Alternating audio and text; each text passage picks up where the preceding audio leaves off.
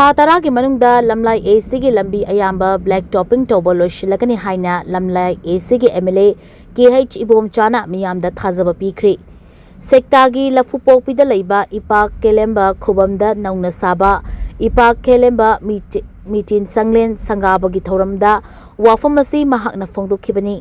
मयालोशंग अपुनबा पना social sporting club village development committee अपुनबा मैरा पाइबी चिंगकलोय कमिटी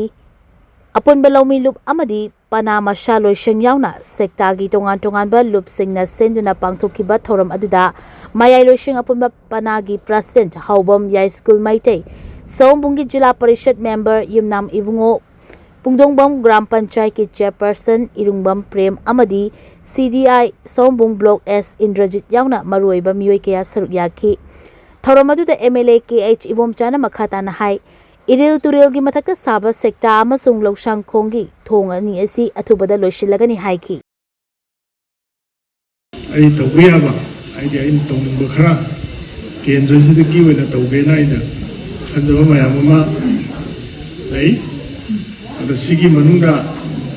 कोई लंबेन थों से अदुके मति याम खुरुंग सादे सैदा ngambage फोकस पीरगा थबक तौबेना सो खंजरी अदुगी मनुंगा अखोगी सेक्टागी जो कुंडोंग मुखाइदगी खुट्रांग मुंग लाख लंबेन अदुगा सेक्टागी मयाई लंबेन सेक्टा मखा लेखाइदगी न मयाई द फावरगा ओवांग भौचलिब लंबेन सिगी 1 किलोमीटर अनि खरे हेन सांगी अदुगी सिगी लंबेन सिमा अदुगा सिगी लंबेन सिगा उनोन गोलाई थाबी लंबेन सिगा अनि समनबा लंबेन से एक फैन फैन लाइदना मैं लंबेन दी थोड़ा कांदा दुराई थबी लंबेन सिंगे समनबा मरक मरकता उनकी सली बिज लंबेन सिंग जी यावना लेहरिबा थातरा जिमुंदा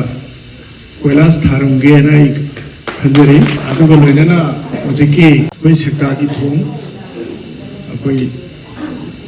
मार्च मामागी थाबदुदगी खराम थेंदारे मास हाइबनी अदुकान होनारी मैं अमजु बिरी यारगी थुन लोइसना बहननी अदगी आइगी थातरागी मतमजिदा लोख्रांगमुंगी थोंजिमजु